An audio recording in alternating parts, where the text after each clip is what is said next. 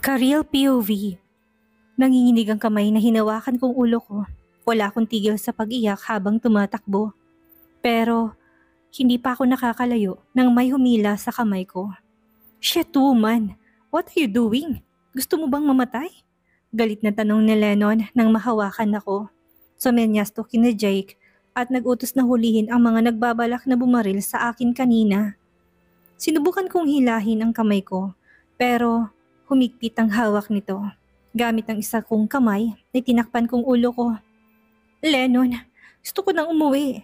Nang makita nito ang nagmamakaawa kong tingin ay natigilan to. Humikbi ako hanggang sa mga mahinang hikbi ko ay nauwi sa hagulhol.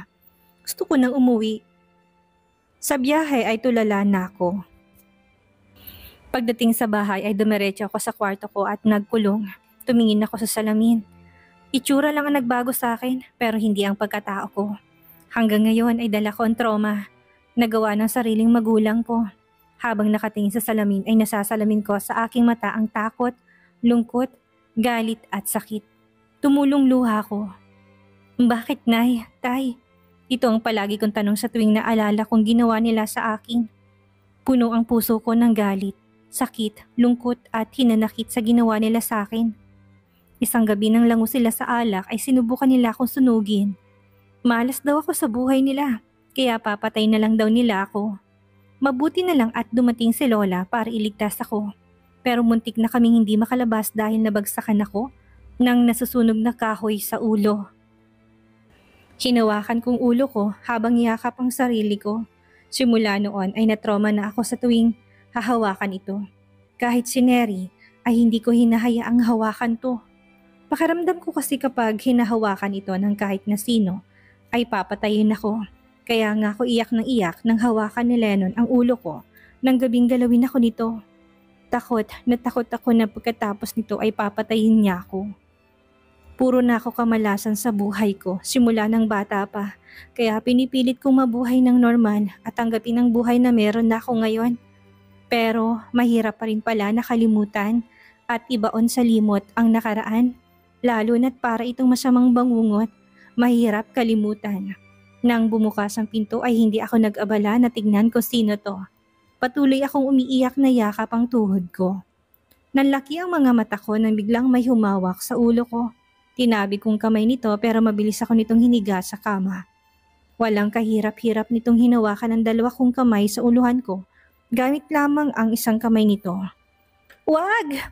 Tumili ako ng malakas nang kapain nitong ulo ko. Papatayin ka na lang namin. Ikaw ang malas sa buhay namin. Wala kang silbi. Mamatay ka na. Nahirapan akong huminga sa takot. Nakikita ko mukha nila nanay at tatay habang tumatawa. Na parang natutuwa habang sinusunog ako. Tama na. Hindi ko na po kaya. Masakit na po. Ang sakit po.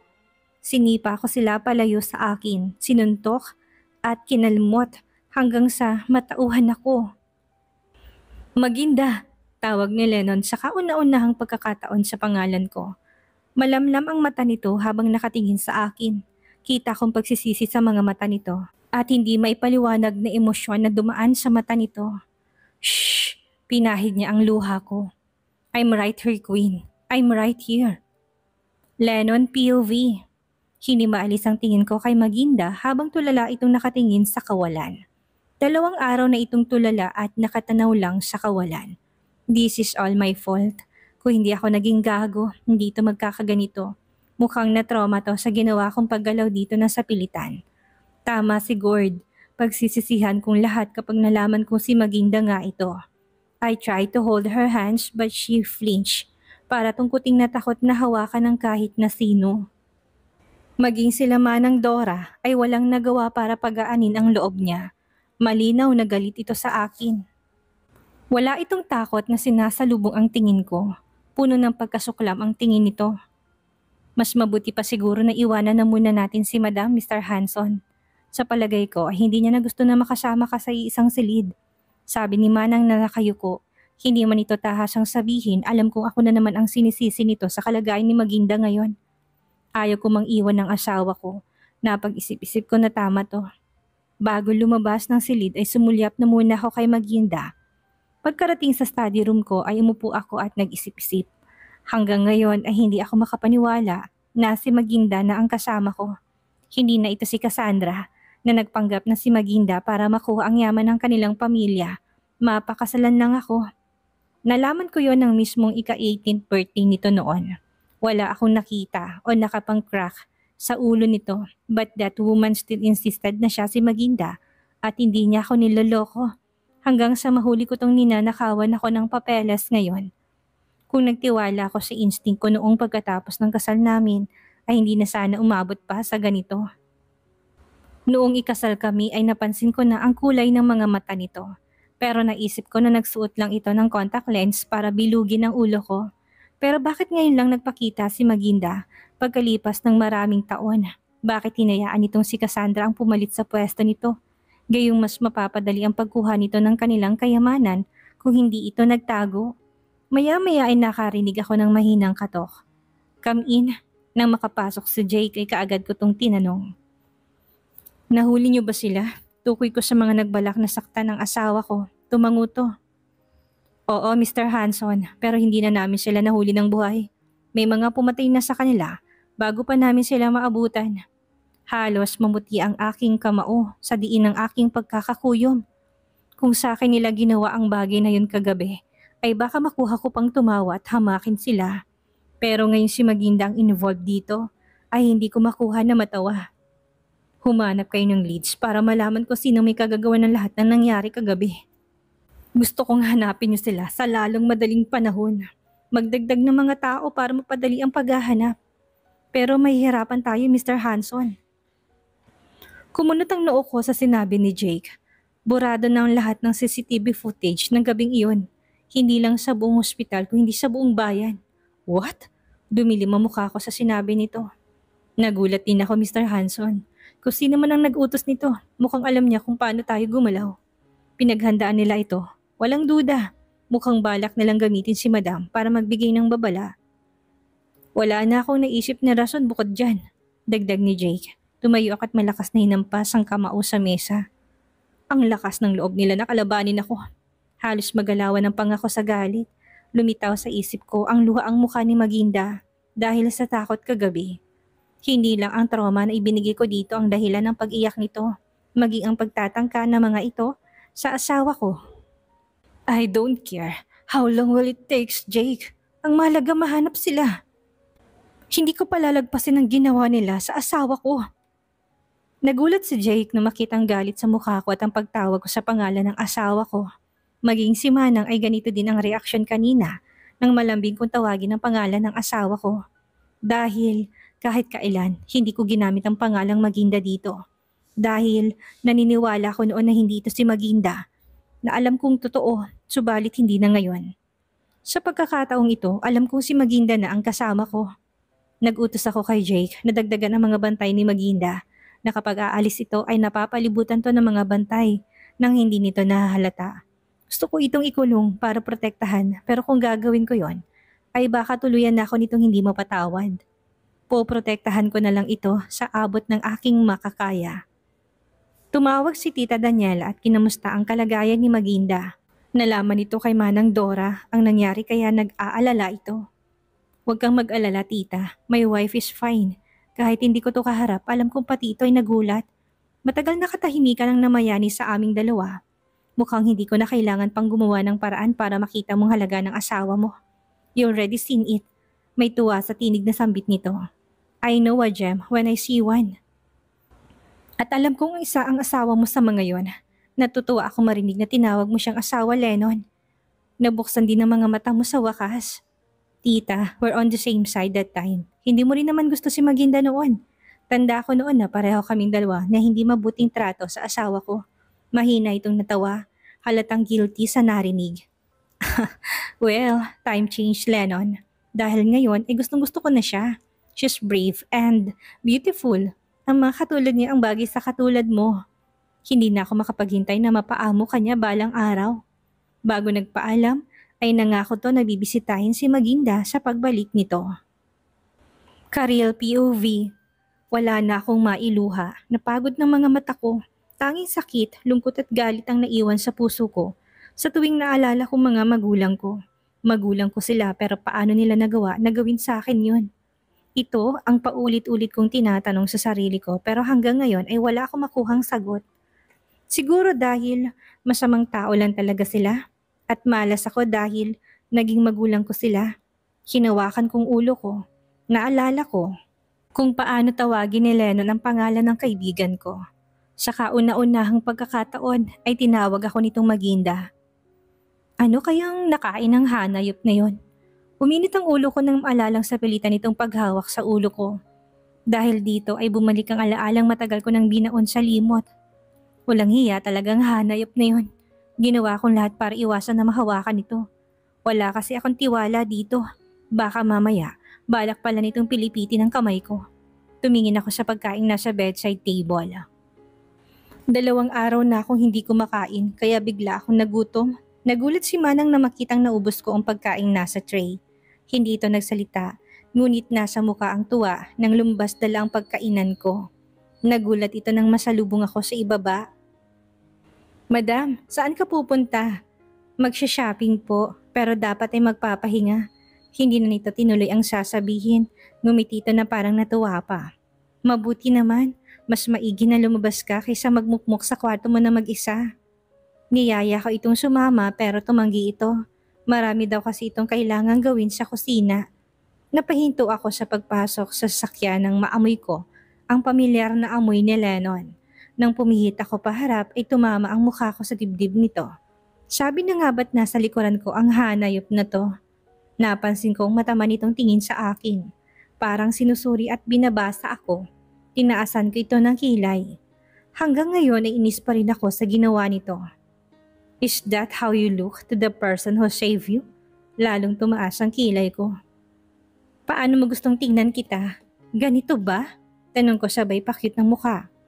Maganda naman ako pero mukhang hindi pumasa dahil hindi man lang nagbago ang ekspresyon nito. Sa bagay, pintasero ang hanayop na to. Pati nga tinapay na mga gawa ko hindi nito pinapalagpas sa mga panlalait niya. Hindi ka muna dapat lumabas ng bahay, Maginda. May nagtangka sa buhay mo, dapat ka maging maingat. Ani nito na sa seryoso ang muka. Napalunok ako ng laway sa sinabi nito. Naalala ko kung paano ako tutukan ng baril ng mga lalaking yon. Sinamaan ko ito ng tingin. Alam mo, kasalanan mo to eh. Sigurado ako na hindi ako ang target ng mga yon. Mabuti akong tao at walang kaaway. Ikaw, sasama na ugali mo kahit na si Satanas galit sa'yo. Sigurado ako na ikaw ang target nila. Nagkamali lang sila ng tinutukan ng baril gayong ikaw itong masama ang ugali sa ating dalawa. Natutup kong bibig ko. Sa sobrang inis ko, hindi ko na nakontrol ang sarili ko. Sige, aalis na ako. Nagmamadali akong sumakay ng sasakyan para iwasan to. Pero mabilis nitong hinawakan ng pintuan nito para pigilan tong sumara. Biro lang yun, hanayop. Lennon. Pinagpawisan pati kiligili ko sa kaba nang makita kung paano nalukot ang gwapong mukha nito. Halatang hindi nagustuhan ang pagsagot ko. Napapikit na lang ako ng mata, naghihintay sa maanghang na salitang lalabas sa bibig niya. Pero lumipas ang ilang sandali ay wala akong narinig mula dito. Pagdilat ko ay sumalubong sa akin ang matama na titig ng kulay aso nitong mga mata sa akin. Lalo akong pinagpawisan, pati yata singit ko na mawis. Siguro iniisip nito kung paano ako papatayin. Pinilig kong ulo ko. Hindi ako dapat matakot dahil wala naman akong masama sa sinasabi ko. Nagsasabi lang naman ako ng totoo. Umusod ka. Ha? Nagulat ako nang pumasok at halos dinidikin ako para mapausod. Hindi ito dumaan sa kabilang pinto, halos magdikit ang balat naming dalawa dahil sa biglaang pagpasok nito. Instinctively, agad akong umusod palayo dito at sumiksik sa dulo. Magsha-shopping ako, sa ibang driver ka magpahatid. Taboy ko dito, pero imbis na lumipat, hindi ito gumalaw. Nanatili itong nakaupo habang nakaupo ng tuwid. Inis na inis ako sa buong biyahe naming dalawa. Hindi naman sa nagdadamot ako pero kaya nga ako lumabas para maiwasan to. Habang nasa biyahe, paminsan-minsan ay tumitingin ako dito ng masama habang nakanguso pa. Pagkadating namin ng mall ay bumaba din ito at sumunod. Inisip ko na nagkataon lang pareho kami ng destinasyon, kaya sumabay to. Pero napansin kong kung nasan ako ay nakasunod to. Kung tutuusin ko ay hindi ko na kailangan mag-shopping dahil kada buwan ay dumadating sa bahay ng mga signatures clothes, bag, heels, jewelry. Dahilan ko lang talagang pag-alis ko. Napapaligiran kami ng mga bodyguards nito kaya agaw pansin kami sa karamihan. Daig pa namin ang celebrity couple na naglalakad. Hindi na nakatiis na humarap ako dito. Hanggang kailan mo ba ako balak sundan? Naalibadbaran na ako dito sa totoo lang. Hanggang sa umuwi ka, kasawal nitong sagot sa akin. Ngaling-ngaling ipukpok ko ditong hawak kong purse. Hindi mo ko kailangang sundan dahil hindi naman ako tatakas kung yan ang inaalala mo. Siguro ay iniisip nito na binala kung tumakas ang tumakbo ako sa ospital. Na, even if you tried, you can't escape from me. May kasiguraduhan na saad nitong kinainit lalo ng ulo ko. Nang ilibot kong mga tingin sa paligid, napapalibutan na kami ng mga babae. Lahat ng mga ito ay nakatingin kay Lennon na kumikislap ang mga mata. Ang iba ay nakanganga sa paghanga na parang nakakita ng artista. Hindi ko masisisi ang mga to. Ako din noong unay natulala at halos malaglag ang panga dahil talaga namang napakagwapo nito. Pero nawala ang paghanga ko dito nang malaman ng bulok na ugali nito. Naku, gwapo lang ang meron yan. Naku, kung alam niyo lang ang ugali niyan, mahinang bulong ko. Nang makita ko nakatingin ito sa akin ay umakto ko na walang sinabi. Para makapag-shopping ng normal, inisip ko na lang ni isa sa mga bodyguards ko si Lennon. Mukhang hindi ko naman kasi ito mapapaalis. Pumasok ako sa section ng mga undergarments ng mga babae. Bumili ng 90s, lingerie na gusto ko and designs. Nalaki ang mata ko nang makitang sumunod to sa akin. Akala ko ay mahihiya tong sumunod at magpapaiwan. Dumampot ito ng pulang bra. Here, take this. I'm sure this color and size will fit you. Nagbukas sara ang bibig ko. Gusto ko tong murahin at singhalan pero naalala kong bigla ang video at mga pictures nito sa cellphone ko. Wala akong karapatang sabihan itong bastos dahil may sikreto din ako. Namumula ang pisngi na hinablot ko sa kamay nito ang bra. Alam ko, lahat naman ng kulay bagay sa akin kasi maganda ako. Ani ko sabay irap at iwan dito. Pero hindi ito tumigil sa pagsunod sa akin. Nang lingunin ko to ay muntik nang malaglag ang pangako nang makitang isang cart na dala nito na puro bra, panty, tong at lingerie. I choose this because I want to see you wearing all of this. Hindi ko magawang mag-react. Gusto kong isipin na ginagawa to ng asawa ko para inisin o biruin ako. Pero wala akong makitang pagbibiro sa expression nito.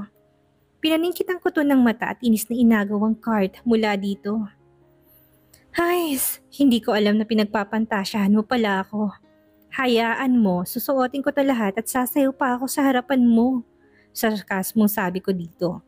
Napahinto ako sa paghakbang nang makakita ng malaking stuffed toy na malaking unggoy. Si Hana Yup, kinuha ko to at padas ko na nilagay sa dibdib niya. Gusto ko ding makitang natutulog kang yakap to. Magkamukha at magkasing ugali kasi kayo. Sarkastikong turan ko. Bago tinalikuran ito. Halos libutin kong buong mall. Bili dito, bili doon. Wala akong limit. Lahat ng gusto ko ay kaya ko nang bilhin ngayon. Dalawa kasi ang card na meron ako. Ang isa ay galing kay Mommy Nora na naglalaman ng malaking halaga. Ang isa naman ay galing mula kay Lennon na wala namang limit ang lamang halaga. Sinadya ako maglibot para pagurin to. Pero sa aming dalawa ay mukhang ako pang napagod. Hindi ko man lang nakitaan ng pagod o pawis ang mukha nito. Pakshit talaga, ang unfair ng mundo. Pagod na pero gwapo pa rin ang damuho. Gigil na tusok ko sa sushing na sa harapan ko gamit ang chopstick. Sa isang Japanese restaurant kami kumakain ngayon. Ayoko sana kumain ng kasabay to pero hindi na kinaya ng gutom. Habang kumakain ay nahuli kong mata na titig ni Lennon sa akin. Wala nang masama at nakakatakot na aurang bumabalot dito sa tuwing magkasama kaming dalawa. Hindi ako sanay na ganito siya, kaya natatakot na ako. Kahit nang nakasakay na kami sa loob ng sasakyan ay nahuli ko na naman itong nakatingin sa akin. Alam kong maganda ako, pero kung nagagandahan to sa akin, sana noon pa ako nito tinititigan ng ganito. Naiilang na tuloy ako sa ginagawa niya. Pagka-uwi ay nauna na akong bumaba dito. Gulat na gulat sila Manang at Jake na makitang kasama kong dumating ang asawa ko na bitbit ang mga pinamili ko. Nagunahan pang mga tauhan nito na kunin ang mga shopping bags na dala nito pero hindi binigay ni Lennon. Ito pa mismo nagdala ng mga to sa kwarto. Nang makalabas ay nahihiwagaan ko itong sinundan ng tingin. Manang, Manang! Humahangos na lumapit ako dito na makita to. Wala ba kayo napapansin kay Lennon? Natigilan to sandali. Nakita kong pagsupil nito ng ngiti sa labi. Bago mo pa napansin ko na madam. Nagpalakad-lakad ako habang nakahawak sa nakapamewang.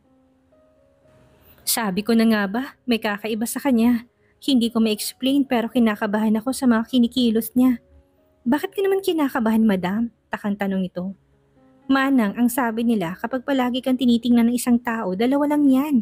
Type ka niya o kaya naman may balak siyang masama. Imposible naman na type niya ako. Ang sama kaya na ugali niya sa akin. Kaya sigurado ako na may balak siyang masama sa akin. O kaya naman sinasapian siya. Ang sabi ng lola ko, pinapamahayan daw ng masamang espiritu at mga negative energy ang isang bahay kapag masamang tao nakatira. Kaya nakakaisip sila ng mga masasama.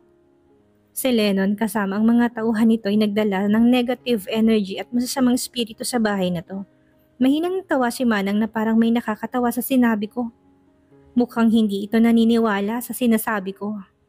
Kinagabihan, hinanda ko mga kailangan ko para alisin ang negative energy sa bahay na to. Sinadya ko talaga na gawin ito kung kailan patay na ang ilaw ay nasa labas ang mga tauhan ni Lennon at tulog ng mga kasambahay pati si Manang. Dahil malaki ang bahay, hindi ko nagawang libutin to at pausukan ng insenso. Nang nasa sala na ako, biglang may tumunog na malakas na alarm, dahilan para maalarma ang lahat. Napatili ako sa gulat nang biglang bumukas ang ilaw. Tumambad sa akin na hindi may pintang mukha ni Lennon. What are you doing in here, in the middle of the night? Maginda, kunot ang noong tanong nito, mukhang katatapos lang nitong maligo dahil basa pang buhok niya. Nagtaas baba ang mata ko sa hubad nitong katawan at sa gwapo nitong mukha. Kahinaan ko talagang abs ng lalaki. Nag-iinsenso po, wala sa sariling sambit ko. Nang matauhan ako ay tumikim ako at inikutan ito at pinausukan to. Ginaya ko mga binubulong ng lola ko kapag ginagawa niya to. Masamang espiritu at masamang enerhiya, lumayas kayo sa paligid ng bahay na to.